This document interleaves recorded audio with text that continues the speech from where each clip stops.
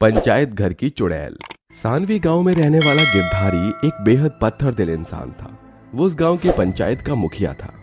मुखिया साहब, मैं अब अपने ससुराल वालों के साथ नहीं रह सकती हूँ। ये सब बहुत खराब है। मेरी ससुराल में सभी मुझे बहुत मारते हैं। बस बहुत हुआ। औरत की इतनी जबान चलती हुई शोभा नहीं देती है। और क्या सबूत कि तुम्हारे ससुराल वाले तुम्हें परेशान करते हैं? क्या मेरे शरीर पर पड़े ये खरोंच और चोट के निशान इस सब की गवाही नहीं दे रहे हैं? क्या पता अपने पति को फंसवाने के लिए तूने खुद ही इन्हें बनाया हो। खैर, इन सब से कुछ नहीं होता। सारे गवाहों को सुनकर पंचायत एक फैसले पर आई है। मुखिया के ऐसे बोलते ही सभी तरफ शांति छा गई। पंचायत ये फैसला करती है कि तुम अपनी ससुराल में ही रहोगी। तुम्हारी बातों और चोट के निशानों पर हम यकीन नहीं कर सकते हैं। ऐसा मत कहो मुखिया साहब, मेरे साथ थोड़ा तो इंसाफ करो। मैं इन लोगों के बीच मर मर कर जी रही हूँ। मुखिया जी, मुखिया जी। मुखिया अंदर चला गया। मिल गया तुझे इंसाफ, आ गई तू पंचायत। देख क्या हुआ है यहाँ। हमें सजा दिलवाने चली थी। रश्मि की सास ने ऐसे बोलकर उसकी गर्दन को पीछे से पकड़ा और जोर जोर से उसका मुंह वहीं पंचायत घर की दीवार में दे देकर मारने लगी। आया आया मजा। बेचारी रश्मि अधमरी सी हो गई थी। उसकी सास ऐसा कर ही रही थी कि तभी पंचायत घर में फिर से मुखिया आ गया, जो अंदर चला गया था और उसने अपनी आंखों से सारा मंजर देख लिया। मुखिया को देखकर अधमरी रश्मि के मन में एक छोटी सी उम्मीद जागी कि अब शायद उसे इंसाफ मिलेगा। यह आप क्या कर रही हो? वो मुखिया जी, ऐसी औरतों को बस इतनी सी सजा देना काफी नहीं है। इसकी खाल को थोड़ा सा और मसाला दीजिए। मुखिया ऐसे बोलकर रश्मि के ससुराल वालों की तरफ देखकर मुस्कुराने लगा और फिर अपनी गाड़ी में बैठकर वहां से चला गया। वाह, आंखों से देखकर भी इंसाफ नहीं मिला। चलो मैडम साहिबा, अब बस बहुत हुए तुम्हारे ड्रामे। मुझे भूख लगी है, घर जाकर मेरे लिए रोटी बनाना, वरना। रश्मि के पति ने भी उसे बेवजह जोरों का थप्पड़ मारा। बेचारी रश्मि इतने जुल्मों की वजह से पूरी टूट चुकी थी। अपने पति के थप्पड़ मारते ही रश्मि जोर जोर से रोने लगी। तुमने मेरी जिंदगी को एक सजा बना दिया है। क्या बिगाड़ा है मैंने तुम्हारा? क्यों मेरे पीछे पड़े हुए हो? क्यों क्यों? ऐसे बोलकर रश्मि ने जोर जोर से अपना सिर दीवार में मारना शुरू किया। उसका सिर बुरी तरह से फट गया था और फिर वो ऐसे बोलती हुई तेजी से पंचायत घर की सीढ़ियों की तरफ भागी। उसका पति भी उसे पकड़ने के लिए उसके पीछे भागा, लेकिन तब तक बहुत देर हो चुकी थी। रश्मि ने पंचायत की छत से अपनी जान दे दी, लेकिन ऐसी नाइंसाफी वाली मौत से उसकी आत्मा को शांति नहीं मिली और रश्मि की आत्मा वहीं पंचायत घर में ही बस गई। उस दिन के बाद से जिस कमरे में रश्मि के बारे में फैसला किया गया था, उस कमरे की लाइट बिना किसी के होते हुए भी रोज जलने लगी और जब भी कहीं वहां पर बड़े मुखिया से अलग कोई छोटा मुखिया फैसला करता तो रश्मि की आत्मा आकर उसे बहुत परेशान करती। मुखिया साहब की गैर मौजूदगी में सभी गवाहों और सबूतों के आधार पर पंचायत यह निर्णय लेती है कि शर्मा जी की बहू को घर के बंटवारे में से कुछ नहीं मिलेगा। छोटे मुखिया भी बड़े मुखिया की तरह खराब ही थे। जो कोई भी उनकी जेब को गर्म कर देता था वो उसी के पक्ष में फैसला सुनाया करते थे। अभी मुखिया ने ऐसा बोला ही था कि तभी वहां पर रश्मि की आत्मा आ गई और वहीं फलों में लगा हुआ चाकू छोटे मुखिया की गर्दन पर रखकर बोली, अगर आज यहाँ इंसाफ नहीं हुआ तो मैं तेरी जान ले लूंगी। कर इंसाफ कर, वरना। रश्मि की धमकी से मुखिया डर गया और फिर उसने इंसाफ के साथ फैसला किया। रश्मि हर मुखिया के साथ ऐसा ही करती थी, इसीलिए मजबूरन पंचायत को सही फैसले लेने पड़ रहे थे। लेकिन इसकी वजह से बड़ा मुखिया गिरधारी बहुत गुस्से में था। इस घटना के लगभग 1 महीने बाद पंचायत घर में एक और फैसले की घड़ी आई। इस बार गिरधारी खुद फैसले के लिए पंचायत आया था। गिरधारी साहब, मैं आपको भगवान समान मानता हूँ। मैं आपसे झूठ नहीं कहूँगा। मेरा यकीन कीजिए, मैंने कोई चोरी नहीं की। मेरा यकीन कीजिए। कितनी बार बोलना पड़ेगा? यहाँ जबान का नहीं सबूत का काम है। इतने सारे लोग गवाही दे रहे हैं कि तू चोर है, तो मैं तेरी कैसे बात मान लूं?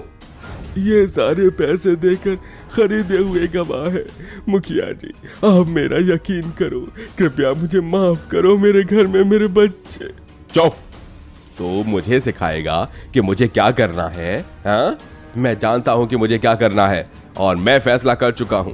तू गुनहगार है और इसीलिए मैं तुझे पूरे 5 सालों के लिए इस गांव से निष्कासित करता हूं। ऐसा न कहे मुखिया जी, ऐसा न कहे। वो आदमी गिड़गिड़ाने लगा। उस आदमी की आवाज में सच्चाई थी, लेकिन गिरधारी की पहले ही दूसरे पक्ष ने जेब भर दी थी, इसीलिए वो इंसाफ के विरोध में बात कर रहा था। वो आदमी बहुत गिड़गिड़ाया, लेकिन गिरधारी ने उसकी तरफ देखा तक नहीं कि तभी पंचायत घर में कुछ हुआ। अचानक ही पंचायत घर में रखा हुआ सारा सामान हवा में उड़ने लगा और पंचायत घर की खिड़की दरवाजे फड़फड़ाने लगे। कौन है जो भद्दा मजाक कर रहा है? सामने आ। बहुत दिनों से तूने मेरे पंचायत घर को घेर रखा है, अब मैं तुझे बताऊंगा। गिरधारी के ऐसा बोलते ही सब कुछ शांत हो गया। अरे अरे, ये सब कुछ क्या हो रहा है? अरे अरे, मुझे तो बहुत डर लग रहा है। सभी ऐसे बातें ही कर रहे थे कि तभी बहुत तेज रफ्तार में एक चीज गिरधारी के पास उड़ती हुई आई और उसका गिरेबान पकड़कर बोली, बड़े दिनों बाद तू खुद यहाँ आया है, अब मैं तुझसे पुराने सारे हिसाब चुकता करूंगी। कौन है तू? मैं हूँ तेरी मौत। रश्मि के ऐसा बोलते ही गिरधारी हंसने लगा। रश्मि कुछ समझ नहीं पा रही थी कि वो क्यों हंस रहा है। तू मेरी मौत है। अब देख मैं तेरी कैसे मौत बुलाता हूँ। गिरधारी के ऐसा बोलते ही रश्मि को किसी ने एक जादुई जाल में बंद कर दिया। वो कोई साधारण नहीं बल्कि एक तांत्रिक का जादुई जाल था। देखो तो जरा, मुझे मारने चली थी। ले मार मुझे। छोड़ दे मुझे। अरे ऐसे कैसे? तुझे क्या लगा मैं बेवकूफ हूँ जो यूं ही चला जाऊंगा? हाँ, मुझे तेरी पहले से ही पता थी और तुझे सामने लाने का बस यही एक रास्ता था। अब देख तू कैसे मरेगी। तू मुझे मारेगा? तू? अरे तूने सिर्फ मुझे बंद किया है, मेरी आवाज को नहीं। हे गांव वालों, क्या ऐसा मुखिया तुम्हें चाहिए? अच्छा लगता है ऐसा मुखिया जो सिर्फ पैसे के लिए इस गद्दी पर बैठे? ये तुम्हारी जिंदगी को नर्क बनाकर बस अपनी जिंदगी संवार रहा है। सिर्फ पैसे के लिए यहाँ आकर झूठे इंसाफों की बात करता है। और मैं तो इसकी नाइंसाफी के बीच कुचल कर चली गई, लेकिन तुम तो कुछ आवाज उठाओ। ऐसे कब तक तुम लोग अपने साथ नाइंसाफी को झेलोगे? आज माना तुम खुश हो, कल को जब तुम्हारी पीढ़ियों के साथ ये होगा तो भी क्या तुम इसे बर्दाश्त करोगे? अरे ये मुखिया बस एक है और तुम इतने सारे हो, फिर क्यों तुम इसके आगे झुकते हो? इस मक्कार को सजा दो और अपना इंसाफ लो। चुड़ैल ने खुद जाल में बंद रहकर सभी गांव वालों को जागरूक कर दिया। सभी के चेहरे देखकर गिरधारी को डर महसूस हुआ। अरे ये चुड़ैल क्या बोले जा रही है? इसकी बातों पर ध्यान मत दो। बाबा इसे लेकर जाओ। कुछ भी कहे, अब तो नहीं बचेगा, मार डालो इसे। चुड़ैल के ऐसा बोलते ही सभी गांव वालों ने मुखिया के ऊपर चढ़ाई कर दी। तेरी हिम्मत कैसे हुई हमसे धोखा करने की? अब तो नहीं बचेगा। अरे मारो इसे। अरे सभी गिरधारी को मारते मारते पंचायत घर के बाहर लेकर आ गए। लोग उसे घूंसों लातों से पीट रहे थे कि तभी तांत्रिक ने चुड़ैल को भी आजाद कर दिया। तेरी बातों से लगता है कि तू सताई हुई चुड़ैल है, जा ले अपना इंतकाम। तांत्रिक के ऐसा कहते ही चुड़ैल भी गिरधारी की ही तरफ बढ़ी। वो बहुत गुस्से में थी। चुड़ैल ने सभी को पीछे करके गिरधारी की गर्दन पकड़कर उसके मुंह को भी जोर जोर से दीवार में दे देकर मारा और अपनी ही मौत की तरह उसे भी उसने पंचायत घर की छत से नीचे फेंक दिया। गिरधारी वहीं मर गया। उसी दिन रश्मि की आत्मा को बहुत ज्यादा शांति मिली थी। चुड़ैल अपना बदला लेकर मुक्त हो गई। उसकी भटकती आत्मा को अब इंसाफ मिल चुका था। गांव वालों ने उस पंचायत घर को हमेशा के लिए बंद कर दिया और नए अच्छे मुखिया का चुनाव करके सभी खुशी खुशी रहने लगे। ये कहानी है हम इंसानों की ही तरह बसी एक भूत और चुड़ैलों की दुनिया की। अंधेर नगरी नाम के एक भूतिया शहर में सीमा का परिवार रहता था। उसके परिवार में एक बेटा, एक बेटी, पति और एक अमीर घराने से आई बहू थी। बहू, ये ले छाता ले ले, हम लोग तो किसी बर्तन से भी काम चला लेंगे। माँ जी प्लीज, अभी मुझे कुछ भी मत कीजिए, मेरा मूड बहुत ज्यादा खराब है। एक तो जब भी ये बारिश होती है हमारी छत टपकने लग जाती है। आपसे मेरी खातिर इस छत को भी सही नहीं कराया जाता है। भाभी, पापा और भाई दोनों ही कितनी मेहनत तो करते हैं और आप भी सभी कुछ देखती हो, तब भी आप ऐसी बातें करती हो। अरे क्या खाक मेहनत करते हैं, ना घर में अच्छा खाने को है ना ही पहनने को। दो आदमी होते हुए भी दोनों बेकार हैं। दिशा ऐसे बोल ही रही थी कि तभी उसका पति और ससुर घर में आ गए। वो लोग रेलवे स्टेशन पर बनी छोटी सी झोपड़ी में रहते थे और अमित और अंकुश वहीं रेलवे स्टेशन पर कुली का काम किया करते थे। अपनी बहू की बात सुनकर अमित तो बस चुप हो गया, लेकिन अपनी माँ बाप का उदास चेहरा देखकर अंकुश को बहुत गुस्सा आया। दिशा, तुम हमेशा हमें गरीबी की ताने दे देकर अपनी अमीरी का रौब मत दिखाया करो। अच्छा, तो अब आपको इस सब से भी परेशानी है? वैसे मेरे पापा सही बोलते थे कि इस परिवार में मुझे पैसे की किल्लत कभी भी खुश नहीं रहने देगी। ना इस घर में खाने पीने का आराम है और ना ही मौसम का, और ऐसे में तुम चाहते हो कि मैं तुम्हारी तारीफ करूं? तुम्हें इस छत के टपकने से इतनी ही परेशानी है तो मैं इसे जल्दी से जल्दी सही करने की कोशिश करूंगा। बहुत अच्छे। ऐसे बोलकर दिशा अपनी सास के हाथों से छाता लेकर अपने कमरे में चली गई। अंकुश अपनी बीवी की इन बातों से बहुत ही ज्यादा परेशान था। माँ, बाबा, आप लोग प्लीज दिशा की बातों को दिल पर मत लगाइएगा। बेटा, दिशा भी हमारी ही बच्ची है और माँ बाप कभी भी अपने बच्चों की बातों को दिल पर नहीं लेते हैं, इसीलिए तू चिंता मत कर। सीमा ने ऐसे बोलकर बात को खत्म कर दिया। रोज रोज उनके परिवार में ऐसी ही छोटी छोटी बातों पर लड़ाइयाँ होती रहती थी। ये क्या माँ जी, आपने मेरी साड़ी को हाथ से ही धो दिया।